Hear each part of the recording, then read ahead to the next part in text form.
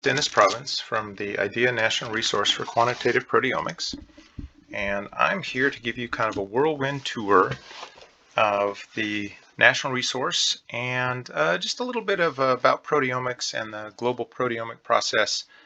I'm going to try to keep this to a little bit under an hour if I can. It encompasses a lot of different things.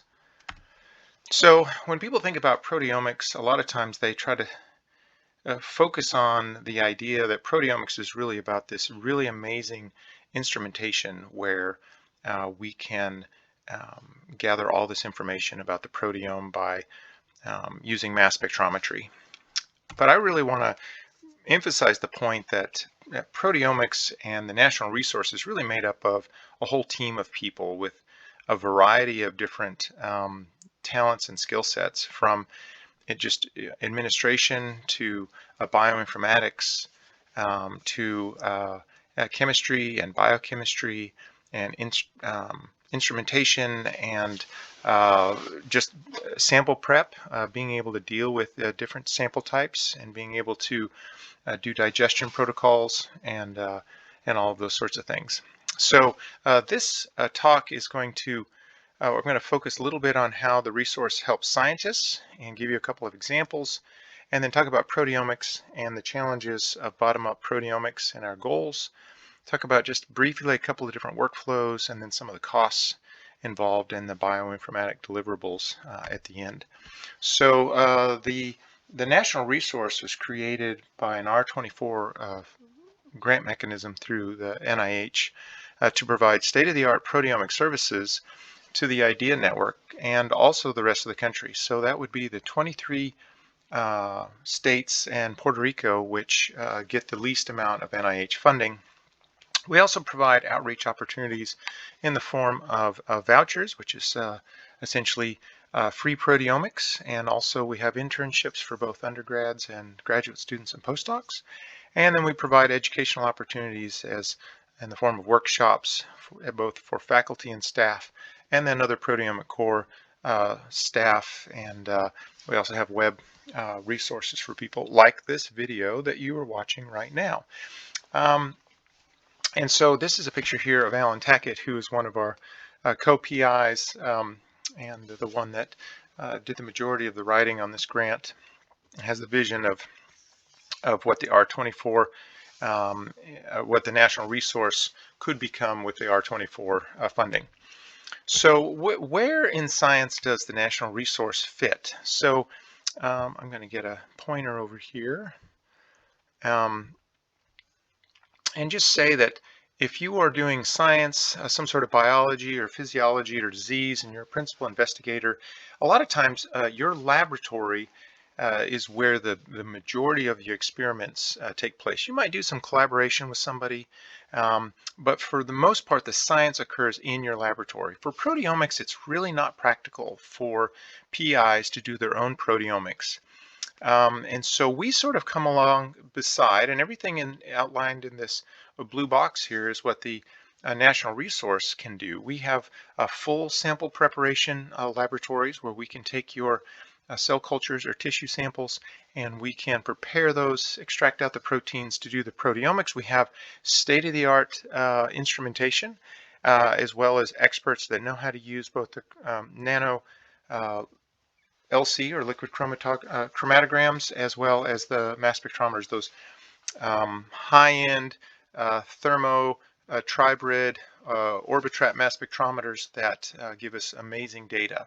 And then last but not least, we have Stephanie Byram and her group of bioinformaticians that can then process that data on the individual samples to be able to put it back together again in a coherent, validated way to look at your actual questions that you had about experiments between control and treatment and that.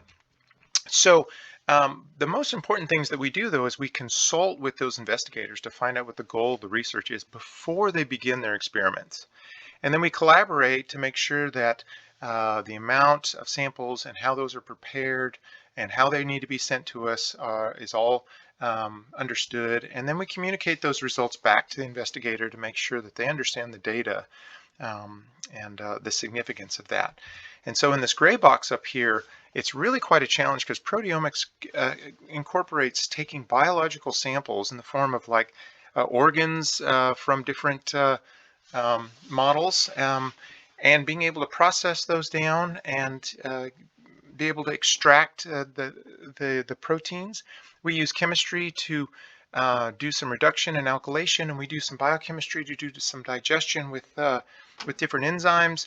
And then, of course, the instrumentation itself is we're flying ions around a mass spectrometer and trying to make sure that that instrumentation works correctly and those signals that we see are real and make sense. There's a lot of physics involved in that. And then finally, when we get that data, is the data real, and what part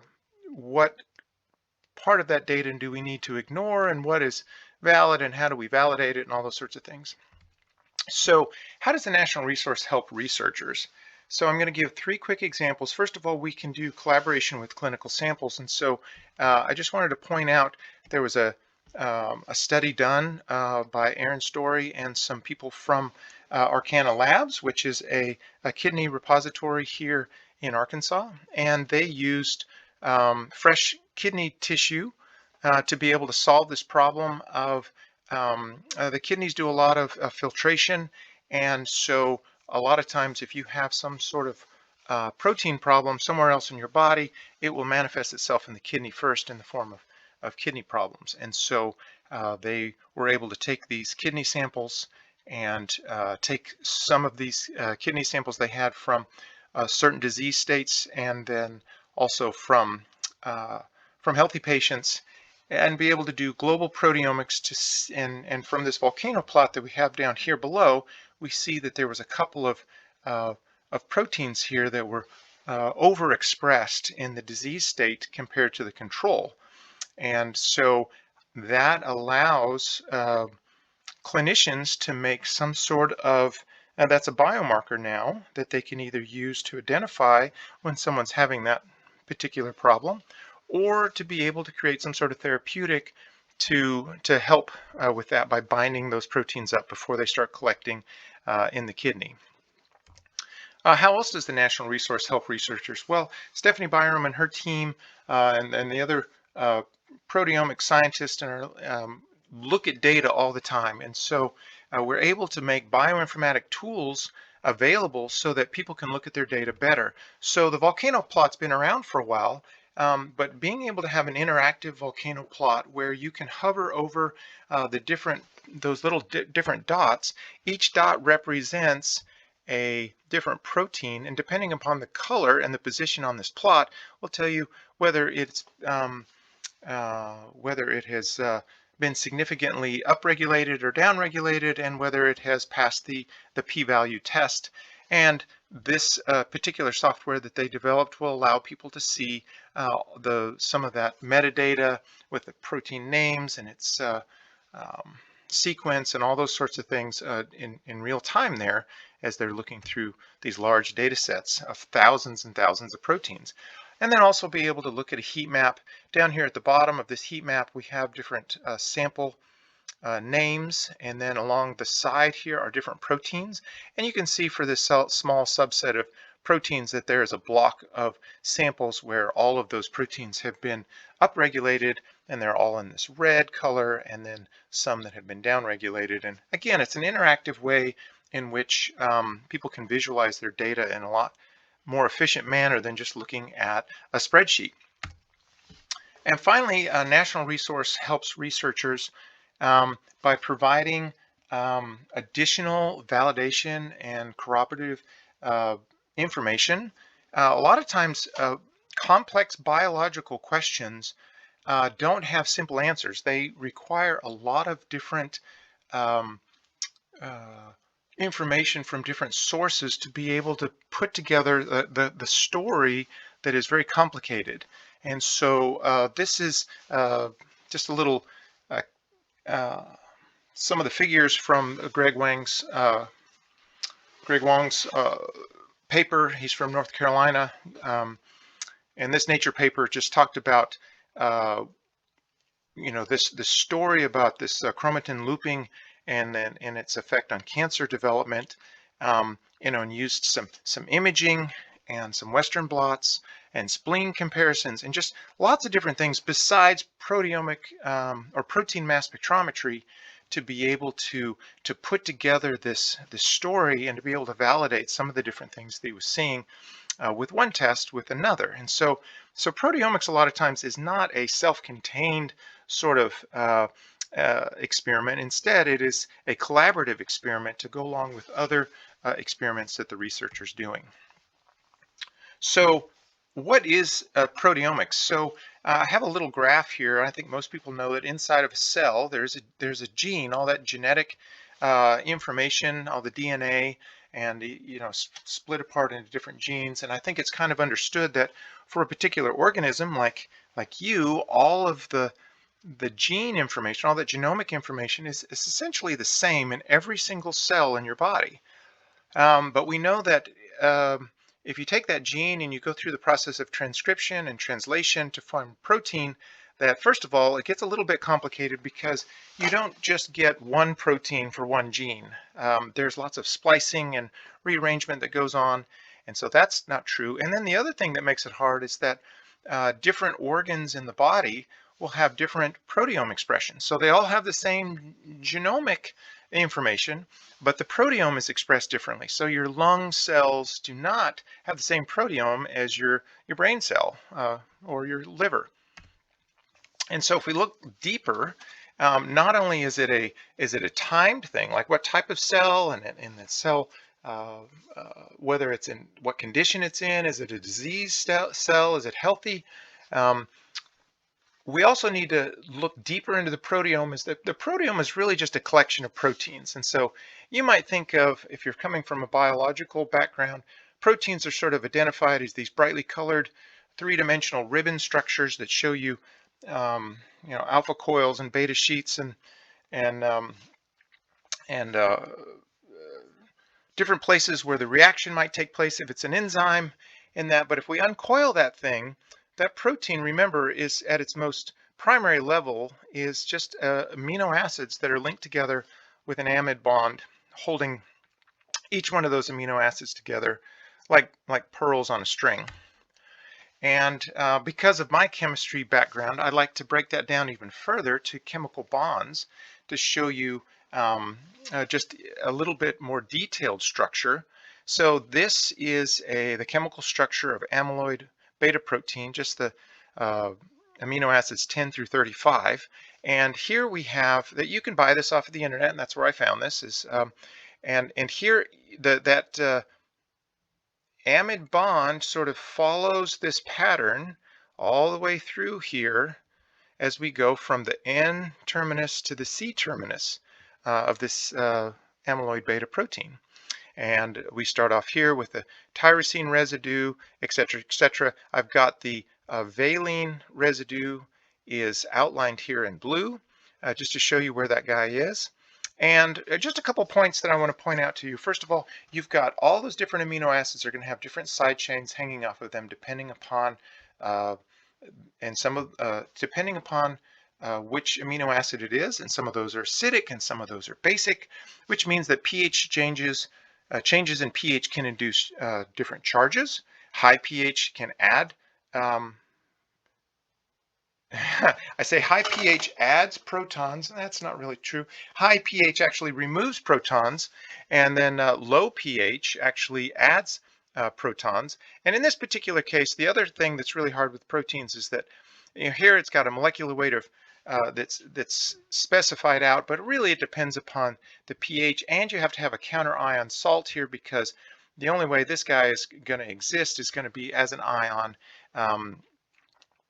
For you to be able to purchase that. And so what is bottom-up proteomics? So if you look at that, just that little piece of a protein, and you think about what we like to do with bottom-up, or what we call shotgun proteomics, is we like to digest those proteins into peptides. And it's because proteins are really sticky and they're very difficult to analyze in their whole state. And so peptides are much easier to analyze by mass spectrometry.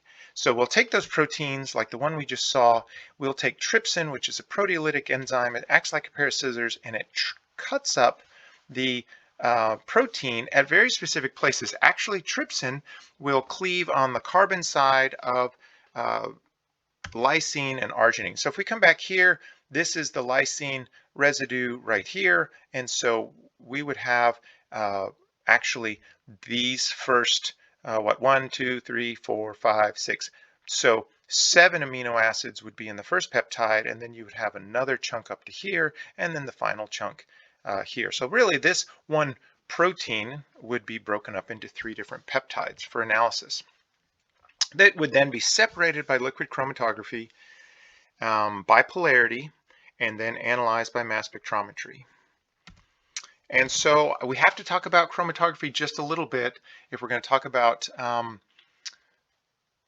mass spectrometry, protein mass spectrometry, but chromatography is kind of a hard thing, because if you don't have a chemistry background and you didn't take analytical chemistry or instrumental analysis or something like that, the only time you've seen chromatograms are maybe that look like this. They're very nice chromatograms. This is one that I pulled off the internet or off of ResearchGate or someplace that shows the polystyrene copolymers. And what I want to show you here is that this is the types of chromatograms that I always tried to achieve, where we have baseline separation. Each one of these peaks is separated from the others. And you might remember that down here on the bottom, this is time in minutes. And so those retention times will tell you something about the polarity. Some of these peaks are going to be made up of molecules that are more hydrophobic, and some of them are going to be more hydrophilic. And then the size of these peaks tell us something about their concentration, because that's really their, and so if we were to take the area underneath one of these peaks and we were to find that, and we were to use some standard molecule to make a calibration curve, we could find concentration.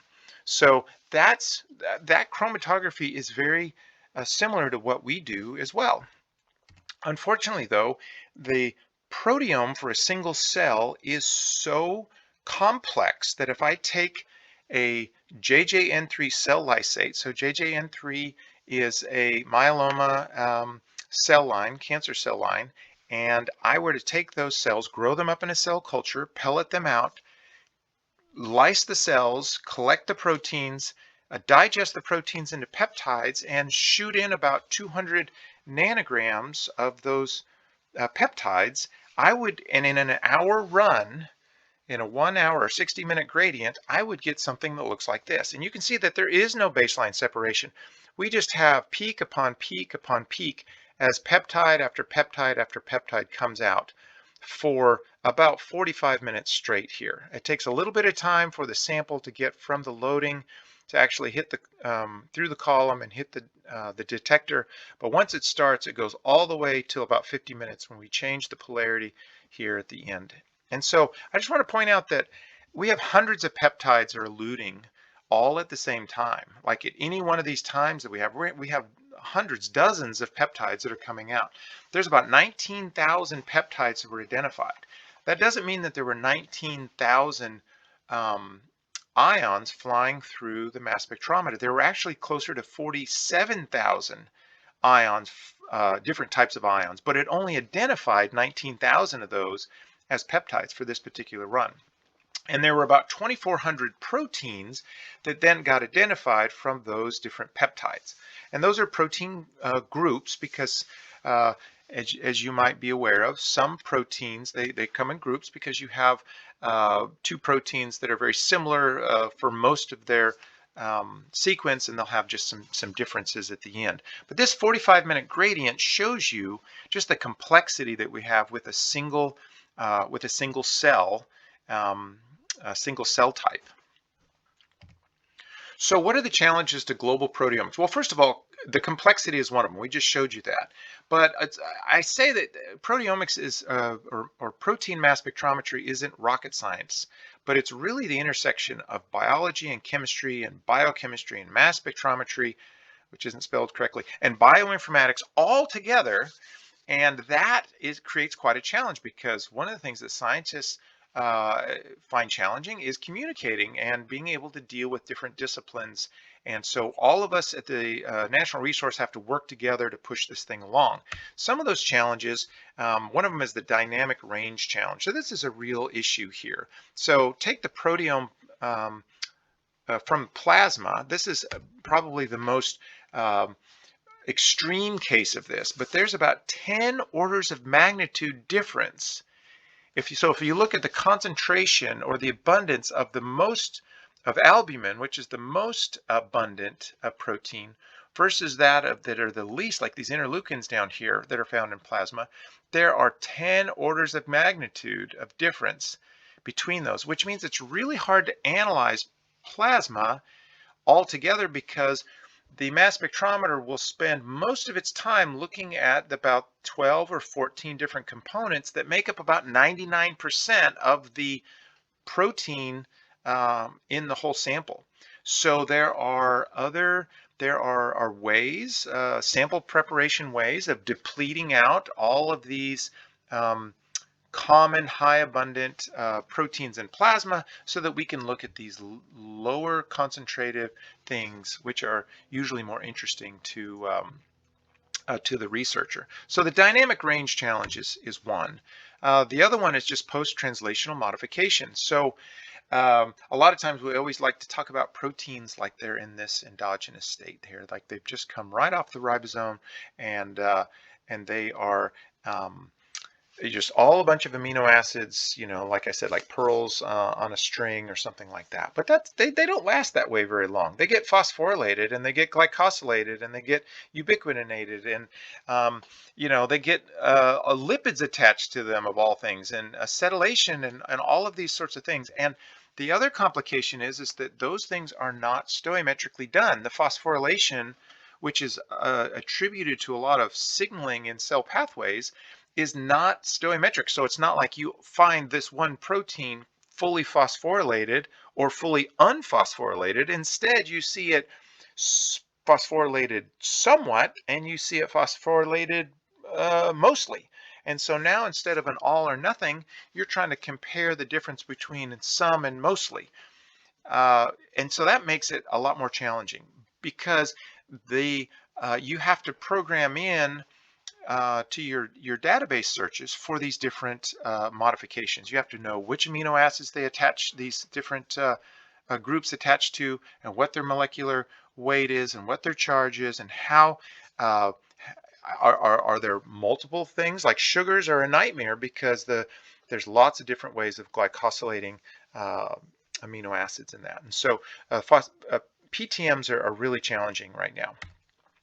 So this is a really busy slide, but I think it's important because I think it will help us to show you this complexity. So the complexity of the sample at a protein level versus the complexity at the peptide level. So up here in this top corner, most people have had experience where you've run a gel electrophoresis. So in gel electrophoresis, you would put your protein sample up at the top of this gel. You'd hook it up into an apparatus that basically causes a charge, a potential to develop across this polyacrylamide gel, and your proteins get pulled down this gel, and they separate out by molecular weight. So the highest molecular weight proteins stay up here at the top, and the low molecular weight proteins stay down here or migrate to the bottom of the gel. And so for each one of these lanes that I have here, lane 1, lane 2, lane 3, lane 4, there are 4 identical HeLa lysates that have been put in there. And so then, after the thing has been run, then you stain it with Kamasi blue gel, and you can actually see these little bands, which are the Kamasi blue sticking to the protein, which is embedded in this gel. And so only the most abundant proteins are visible in here. So even though it looks like you could probably count up and maybe find, I don't know, somewhere in the hundreds of bands here, you really know that there's thousands, tens of thousands of proteins in each one of these lysates. So you're just seeing what you're seeing here as the most abundant ones. And that if we were to, what we've done is we've taken a lysate which has tens of thousands of proteins, and we've now decomplexed it just a little bit. because now if I were to look at one particular band, I may only find a few hundred proteins or a few dozen proteins in one of these little bands if I were to analyze that, versus analyzing the whole lane where I'm going to find tens of thousands of proteins. Okay, so let's compare that to if I take one of these lanes. So I take all the proteins in one of these lanes and I do a triptych digest, and I take those peptides and I put it onto a HPLC column and put it into a mass spectrometer. Now I see peptides. So this is peptide complexity down here. Now, it's not all the peptides that we have in our sample. It's only the peptides that, first of all, they have to be able to pass through that reverse phase column. And then they have to become ionized, because if you're not ionized, you're not going to fly through a mass spectrometer very well. And then they also have to be abundant enough to be able to get over the threshold so that we can actually see it. So there's a lot of reasons why we don't see every single peptide that comes from every single protein from a particular proteome. And then the separation here is different. It's not molecular weight, it's by the hydrophilic peptides come out first, so that would usually be the smaller ones, the ones with the higher charge, and the hydrophobic peptides come out last because they like to hang out in that reverse phase, non-polar environment that the stationary phase of the column provides it, and it takes a high level of acetonitrile to draw those hydrophobic peptides off.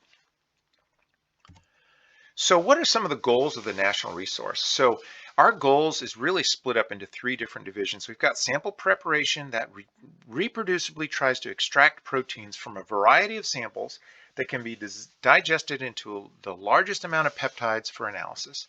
And then we want to have state-of-the-art instrumentation that we have kept at optimal conditions so that every run will garner the greatest number of protein IDs given the particular complexity of the sample. And then finally, the bioinformatics that can validate the experiments and statistically separate those protein IDs that have significant differential expression between the experimental groups. So our workflow is as follows. So a lot of people from all over the country will contact us and set up a video conference to explain to us their experimental goals, and we will talk to them about experimental design and sample type and number of samples and all that kind of stuff until we finally agree upon those conditions, and then the PI will send us those samples, raw, fresh frozen tissue samples sent in dry ice overnight to us, where we start our sample preparation process once we get those samples. We do our own cell lysates, our own protein quantification, desalting, remove the detergents, we do our own enzymatic digestion, and if need be, we do the molecular tagging, enrichment. All of that to be said that sample prep works great if those samples are sent appropriately. It's really tragic when people send us samples and we get them and we look at the conditions they sent in, and instead of sending them to us in 2% SDS, for instance, which is a detergent, they've sent it to us in 10% SDS because a mistake was made. It's very little that we can do in sample prep that can resurrect those or save those samples. So it's really important that you talk to the core or to your proteomic core before you actually start your experiment. After sample prep, we have those peptides that then goes for mass spectrum analysis, where we're simply trying to identify as many peptides as possible and their sequence. So we want to know the mass of the peptide, and we want to know the sequence of the peptide. That's found by MS1 and MS2. And we'll talk about that in a little bit. And then that information is used to do a database search of whatever organism that your model happens to be.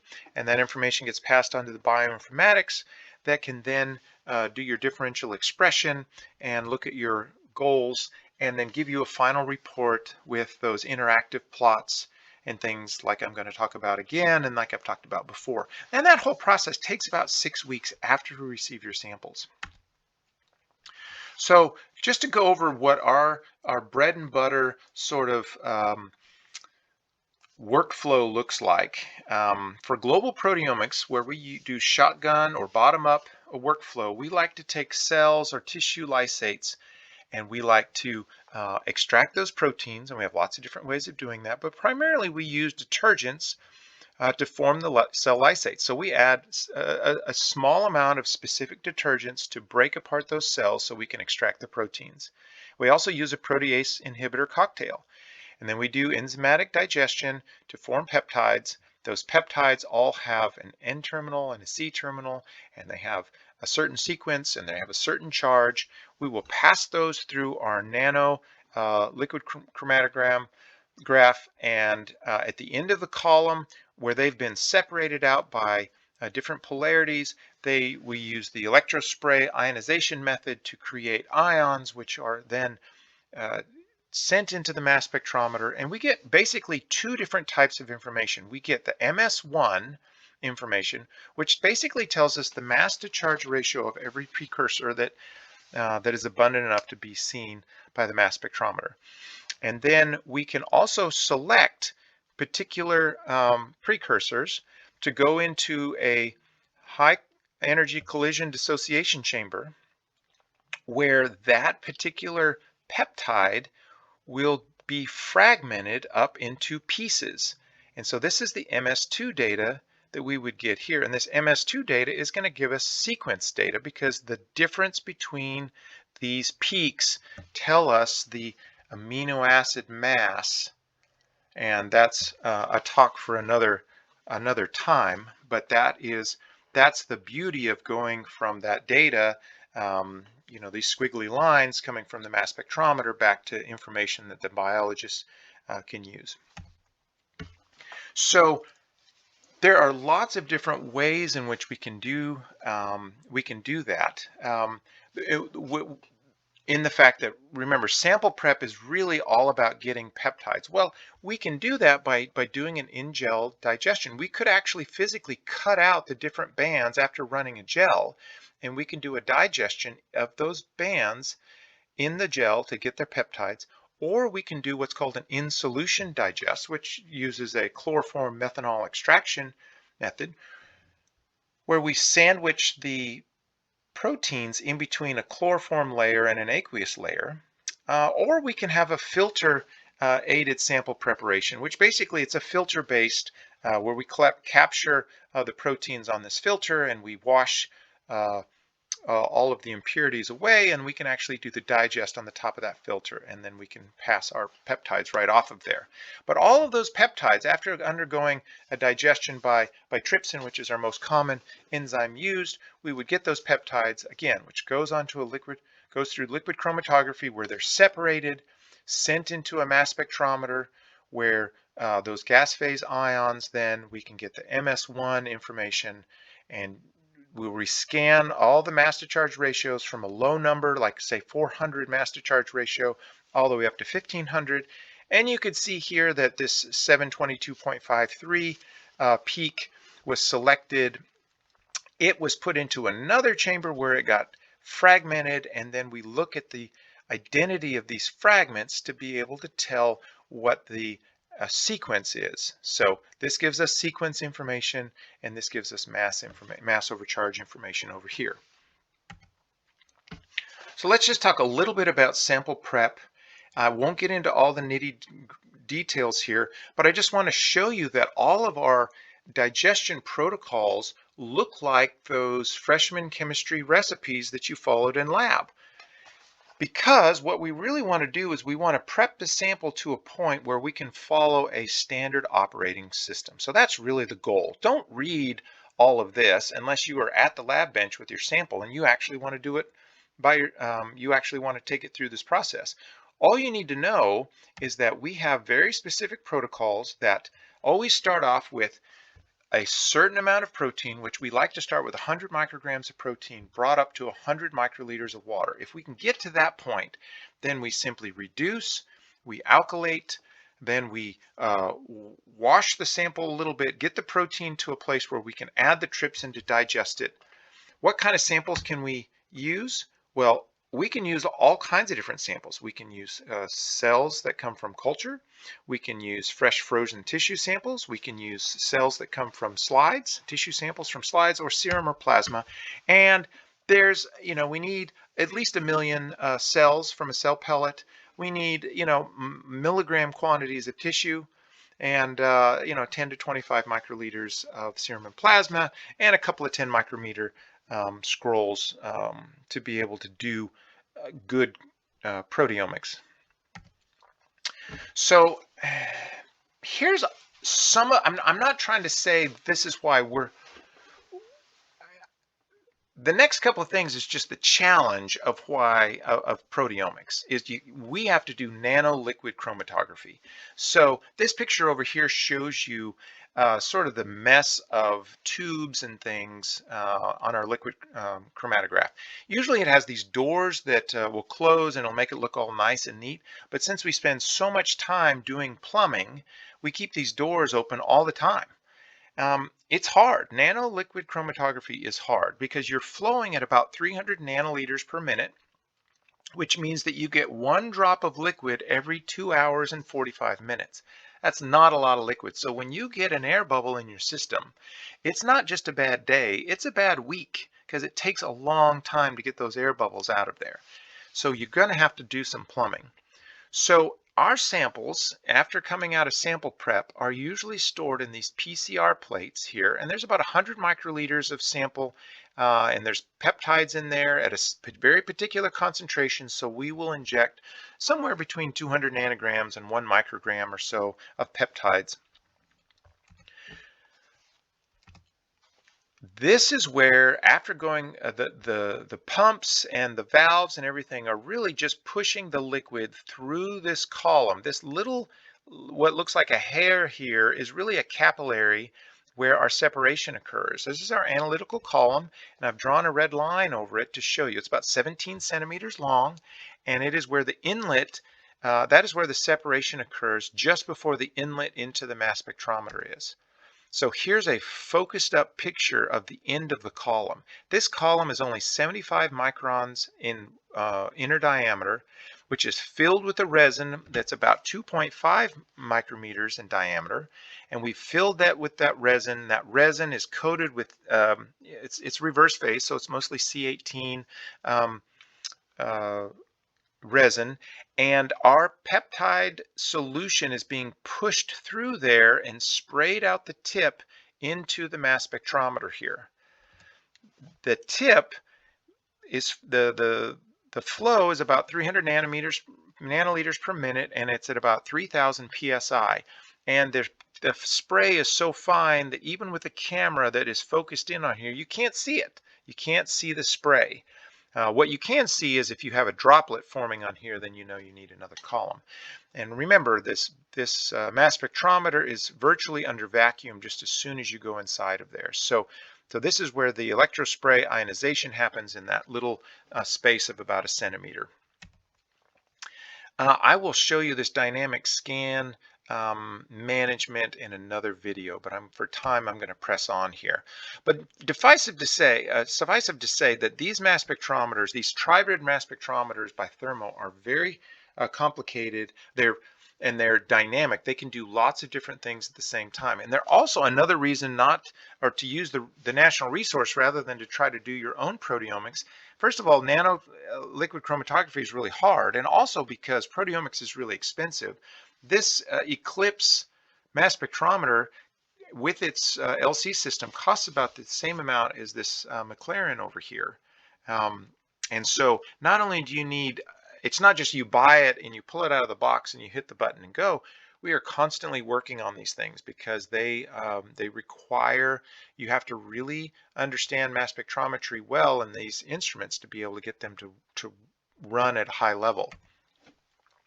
So Discovery Quantitative Proteomics, we can always do an experiment to get more depth, to get more protein IDs by decreasing the complexation of your sample, which means we fractionate. We take your sample and we fractionate it into more parts, and we run more instrument time. Instead of a 60-minute gradient, we would run a 90-minute or 120-minute.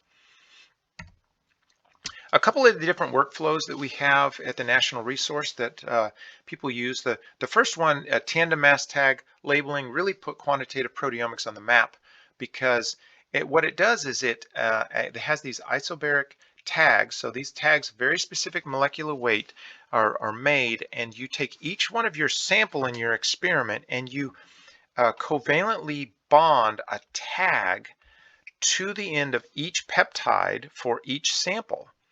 So this allows us to, first of all, we can be very quantitative here. It's applicable to a large range of samples, sample types, tissues, whatever. And we can do multiplexing, which basically means that if you have 10 samples and you put 10 different tags on 10 different samples, all of your peptides are now labeled. Now you can mix all of those peptides together, all of your samples together, because this sample one is different from sample 5 because it has a different label on it. It's like a barcode, kind of. And so also we can do phosphorylation enrichment on TMT. So disadvantage, it's more expensive, it's a difficult sample prep, and right now we are limited in the number of TMT reagents. So the number of samples that you can have in your project is limited to about 20 or so. Also, we do data independent acquisition, DIA. It's also a very quantitative method and broadly applicable to lots of different serum. You can do plasma, you can do tissue, cell culture.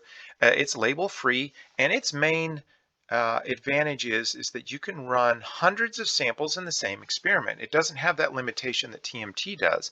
So it is not uncommon in any given week for us to have a sample set where the number of samples is 100 or 130.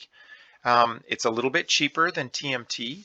And so now what you can do, now that your N isn't limited to 3 or 4 or 5 samples like it is in a TMT experiment, we can now do clinical sort of studies where each sample comes from a different person, let's say, and the variability is a lot higher, so your N has to be higher to account for that variability. So now you can have an N of 12 or an N of 20 and be able to run experiments where you can now be able to tease out the biological variability as compared to the variability that you have with your samples. Disadvantage is that it's a little bit takes a hit on its proteome depth because there's no fractionation. The National Resource currently has redundant systems. We've got 2 Orbitrap fusions, which are our oldest systems that are about 6 and 7 years old. Those run mostly in gel experiments. We have 2 Orbitrap Eclipses that are both within 2 years, and they run mostly TMT experiments. And then we have a couple of Exploris 480s, which are fast enough to be able to run our DIA workflows. Just to give an example, now that you've heard about all the good things of global proteomics, how much does it cost? Well, to do a DIA analysis with 20 samples, you can it's about $2,000. And the same thing if you're going to do 10 samples by TMT. And you can see that the real difference in cost there is the TMT labeling costs a lot. If you want to include phosphorylation analysis in your TMT experiment, it's going to double the price to about $4,000. The National Resource is located on the UAMS campus. That's the University of Arkansas for Medical Sciences, in the Cancer Institute on the 9th floor, where we do our Discovery Proteomics. But it's also located in Oklahoma, and I'm going to show you a picture of that now. So here's a picture of the Discovery Proteomic group here. This picture was obviously taken during COVID. We're all spread out and holding our breath here. But it's made up of, we've got Alan and Mike, our core directors, and then our managers of Sam and Rick and Stephanie, and then Sana and Heather are administrators. And then we have a whole bunch of scientists and bioinformaticians that run instruments and work in cell prep, sample prep and data analysis on the back end. But also, there's the targeting proteomic group in Oklahoma. So there's Mike Kinter in the green shirt there. And I just want to spend just a minute as we finish here talking about what targeting proteomics is. So the Kinter lab uses 2 targeting methods. One of them is selective reaction monitoring. and that's using a triple quad, and the other one is high resolution accurate mass selective ion monitoring, and that's on a Q-Exactive Orbitrap instrument. So both of these, so targeting proteomics is different than global proteomics. In global proteomics, we are trying to maximize or capture the greatest number of peptides and thereby increase our number of proteins that we identify. In targeting proteomics, it's more of a validation method. And so let's say you've done your global proteomics and now you have a handful of proteins that you want to validate, that you want to say, hey, I want to try this in a different method just to make sure they're really there. And so you could do this. You could also do your proteomics using a Western blot, and you could go find your antibodies and you could do it that way. But this is very useful because you can do up to 20 different proteins in a biological sample. So both these methods follow the same sort of pattern. We digest the proteins into peptides using trypsin, just like we do with global. But before you start the experiment, you would do some work to figure out what the sequence of your proteins are that you're looking for, which peptides out in that sequence would be the most likely to fly well, to be seen well, and then to look in your original samples to see if you actually saw those peptides. And then those are going to be your targeted peptides that you're going to then program your mass spectrometer to look only for those peptides. Both of these require mass spectrometry. We have the same sort of separation system, but we're going to leverage the retention time to help us identify the correct peptides, as well as the precursor mass, and then of course different fragment artifacts that we have. So here's my oversimplification of targeting mass spectrometry, and that would be you take a sample, it's digested, it creates tens or hundreds of thousands of peptides here, right? And let's say there's one peptide that comes from one particular protein that is so unique and special that you know that if you could identify that peptide, you would then have identified that protein, and that's what you're looking for. So what you do is first you'd your first filter would be an MS1, a high mass accuracy filter that is really looking at only a specific retention time. So you've got some information on this already, and you can say, well, I don't want to just look from 0 to 60 minutes. I only want to look at 44 to 45 minutes where I think that peptide is supposed to come out. And I'm going to set my mass filter, instead of letting in a large scan of mass to charge ratios, I'm just going to look at a very, very small window. When I do that, I'm going to go from tens and hundreds of thousands of peptides down to just a couple through that first filter window. Then I'm going to take those guys, put them through a high energy collision chamber to fragment those peptides into very specific pieces based upon their sequence information. And that MS2 filter, which is high mass accuracy, will then be looking for one particular fragment, and that fragment then is unique to that peptide, which is unique to that protein that we were looking for. And we can do that for about 20 different things all at the same time. And the great thing is that you can actually build your own peptide that you can use to do standards. And so now you can do absolute quantification when you're doing targeting.